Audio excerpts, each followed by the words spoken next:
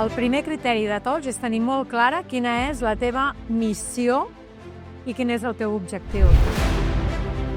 Sobretot la coherència amb les actituds i els valors, les habilitats i les destreses i sobretot els coneixements. El primer de tot, confiar en els líders, empoderar-los i donar-los l'autonomia i els recursos que necessiten per poder exercir el seu lideratge amb condicions. Quins són els seus valors, com pot gestionar les seves emocions, com pot controlar a vegades aquesta urgència, saber ser fred per poder pensar i raonar bé què ha de dir. Aniria als fets i llavors el primer que faria és entrar en una aula, preguntar als alumnes què estan fent i per què ho estan fent. Si entrés a un centre, el primer que miraria és la cara dels nens.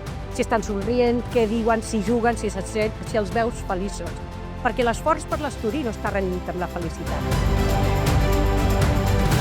Cal prioritzar com a mínim un 20% del temps en el tracte personal amb el teu equip.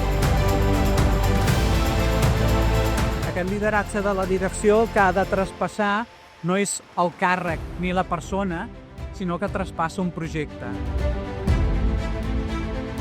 Ocasions com aquestes ens retroalimenten, ens ajuden a veure visions diferents, ens ajuden a compartir.